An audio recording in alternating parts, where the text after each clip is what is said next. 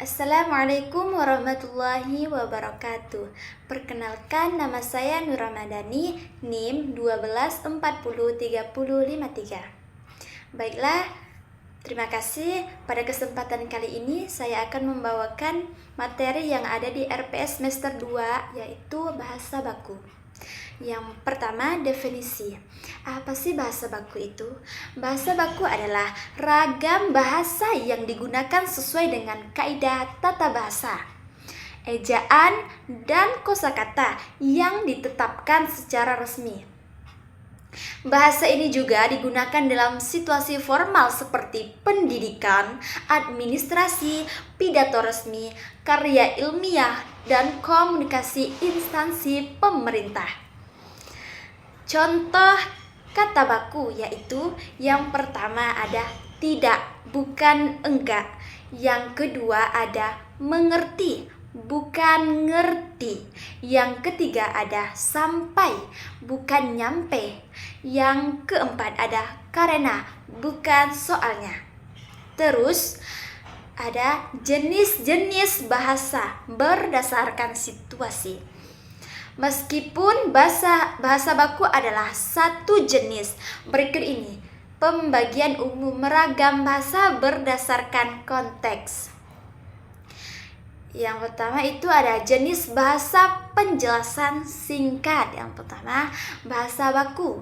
Bahasa resmi sesuai kaidah digunakan dalam teks ilmiah, surat dinas, pidato.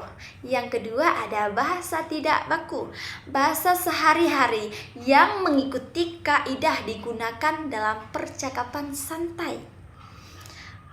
Seperti di kalangan saat ini kebanyakan orang menggunakan bahasa non baku,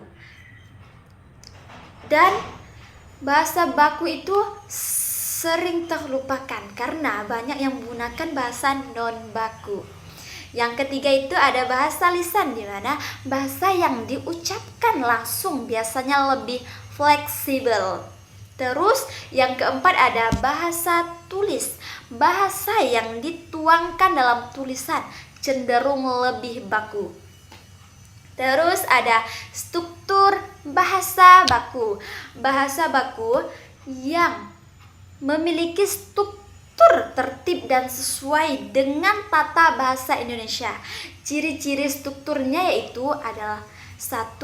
Pemilihan kata diksi tepat dan sesuai KBBI.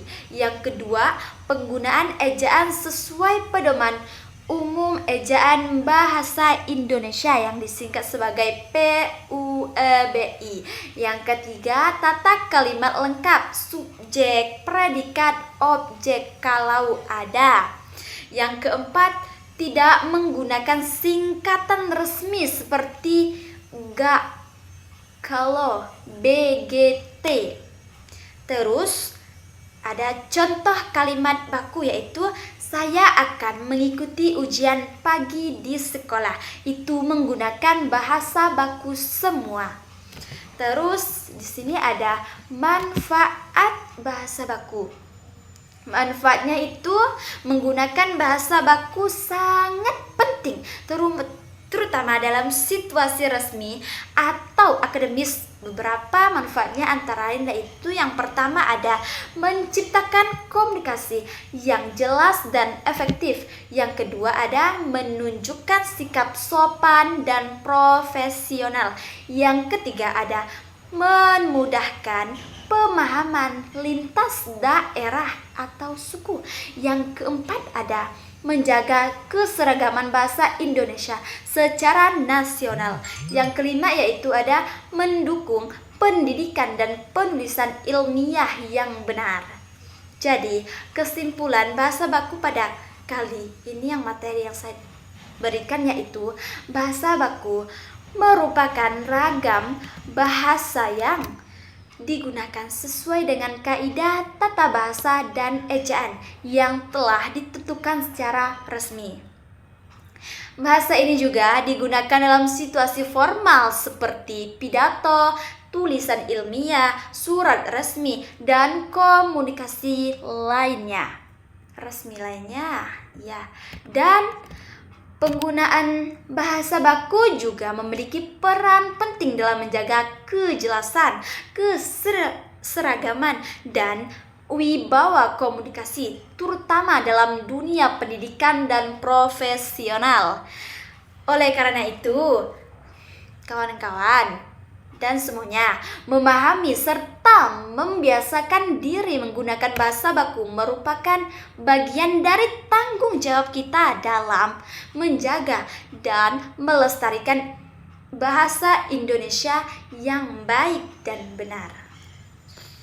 Baiklah, mungkin cuman itu materi yang dapat saya sampaikan tentang bahasa baku. Kurang lebihnya saya mohon maaf dan saya akhiri dengan Assalamualaikum warahmatullahi wabarakatuh.